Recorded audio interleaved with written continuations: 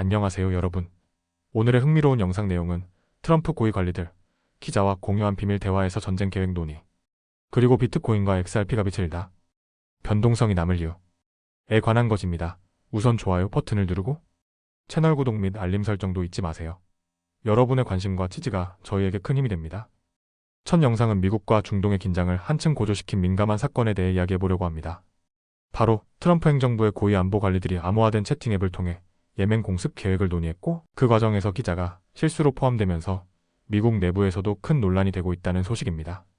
이 내용은 월스트리트 저널이 보도한 기사에서 확인된 사실입니다.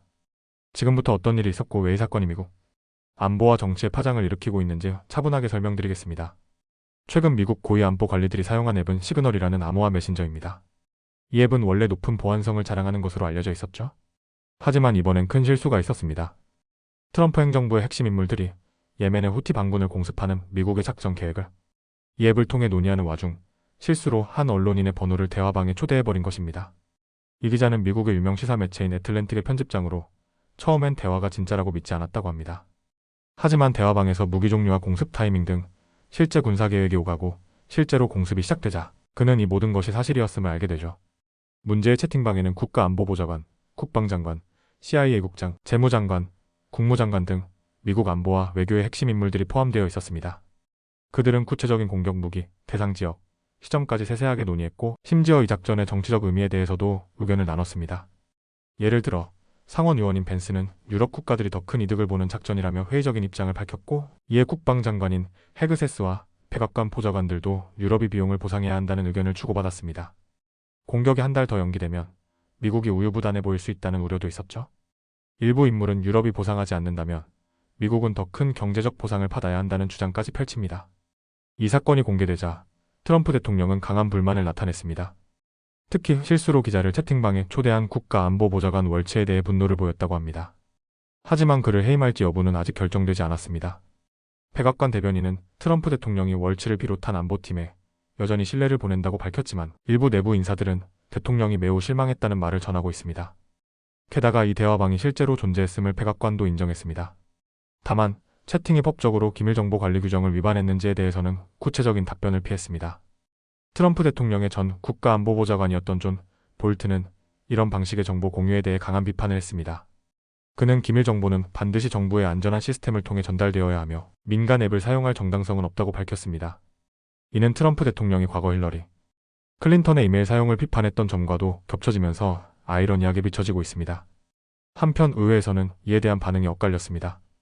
민주당의 잭 리드 상원의원은 이번 사건을 가장 심각한 작전 보안 실패 중 하나라고 했고, 반면 공화당 하원의장은 행정부가 이미 실수로 인정했으니 문제 삼지 않겠다는 입장을 보였습니다. 공화당 의원 마이크 로울러는 기밀 정보를 기자가 포함된 그룹에 보낸다는 건 상식 밖이라며 강력히 비판했습니다. 이런 논란에도 불구하고 미국은 예멘 후티 반군에 대한 공습을 계속하고 있습니다. 3월 15일부터 거의 매일 공격이 이루어지고 있으며, 최근 공격에선 드론, 발사기지와 통제센터 같은 전략적 목표들이 타격을 받았습니다. 미국은 이 작전을 통해 후티 세력이 홍해를 지나는 상선과 군함을 공격하는 것을 막으려 하고 있습니다. 후티의 공격은 2023년 가자 전쟁 이후 급증했으며 세계 주요 해상 운송로 중 하나인 홍해를 위험지대로 만들고 있는 상황입니다. 문제의 핵심은 이렇게 민감한 정보가 어떻게 민간 메신저에서 오갔느냐는 것입니다. 원래 이런 대화는 백악관 상황실이나 정부의 코드로 보안된 네트워크에서 이루어져야 합니다. 시그널은 비영리 단체가 운영하는 앱이지만 아무리 암호화되어 있다 해도 국가안보 차원에서의 활용은 부적절하다는 지적이 많습니다. 전문가들은 이번 사건이 단순한 실수가 아니라 안보체계의 허점과 신중한 부족을 보여주는 단면이라고 말하고 있습니다. 이번 사건은 미국이 외부의 적뿐만 아니라 내부의 실수로부터도 얼마나 취약할 수 있는지를 보여줍니다. 과거 힐러리 클린턴의 이메일 사건이 논란이 되었던 것처럼 이제 트럼프 행정부도 기밀 관리 문제에서 자유로울 수 없게 되었습니다. 기밀 정보는 국가 안보의 생명선입니다. 민간 메신저의 사용, 기자의 실수 초대, 그리고 정치적 이해관계 속에 오가는 위험한 정보들. 이런 상황이 반복되지 않도록 더 철저한 시스템과 책임 있는 자세가 필요해 보입니다. 다음 영상은 월스트리트 저널 기사를 바탕으로 비트코인과 암호화폐 시장의 최근 흐름을 쉽게 풀어 설명드리겠습니다. 이번 내용은 특히 투자에 관심 있는 분들이 꼭 알아야 할 이야기인데요. 여러분께 이야기 쉽게 전해드릴 테니 끝까지 함께 해주세요. 지난 월요일 비트코인을 비롯한 주요 암호화폐들은 단기적인 반등세를 보였습니다. 특히 비트코인은 하루 만에 3% 이상 상승하며 투자자들의 기대를 모았고 미국의 기술주 중심지인 나스닥 역시 2.3% 상승했습니다. 이 반등의 배경에는 트럼프 대통령의 관세 정책에 대한 시장의 재평가가 있었습니다. 당초 우려와 달리 시장은 그 관세가 생각만큼 경제에 큰 타격을 주지는 않을 것이라는 기대감을 가지게 된 것입니다.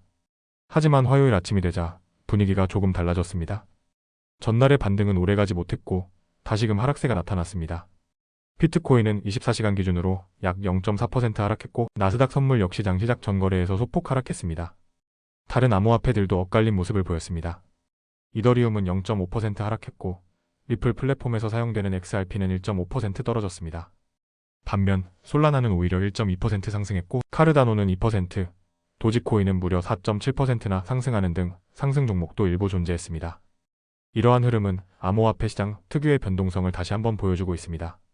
전문가들 사이에서는 이런 가격 변화가 곧 잠잠해질 가능성은 크지 않다는 평가가 우세합니다. 그 이유는 시장 전체에 걸쳐 불확실성이 상당히 높기 때문인데요. 특히 정부 정책이 경제에 미칠 영향에 대한 예측이 어려운 상황이 계속되고 있습니다. 예를 들어 이번 달 초 백악관에서는 비트코인과 암호화폐에 대한 전략적 준비금을 마련하겠다는 명령을 내렸습니다. 이는 정부 차원에서 디지털 자산 수요를 높이고 시장을 활성화하려는 시도로 해석될 수 있습니다. 또한 트럼프 대통령은 지난주에 미국을 전 세계 암호화폐의 수도로 만들겠다는 의지를 밝혔습니다. 이는 암호화폐 산업에 대한 규제보다는 육성과 경쟁력을 강조하는 방향으로 해석되며 앞으로 미국 내 정책 변화가 암호화폐 시장에 어떤 영향을 줄지에 관심이 쏠리고 있습니다. 정리하자면 현재 암호화폐 시장은 기술주와 함께 움직이는 경향을 보이며 정치와 정책의 영향을 강하게 받고 있습니다. 단기적인 반등이 나왔다고 해서 안심할 수는 없고 투자자들은 여전히 높은 변동성과 정책 불확실성 속에서 움직여야 하는 상황입니다. 앞으로 트럼프 대통령의 암호화폐 정책이 실제로 어떤 방식으로 실현될지 그리고 백악관의 전략적 비축 계획이 시장에 어떤 영향을 미칠지 계속 주시할 필요가 있습니다. 오늘은 여기까지입니다. 다음 영상에서 더 유익하고 흥미로운 내용으로 찾아뵙겠습니다. 이 영상은 투자 의견이 아닙니다. 매우 감사합니다.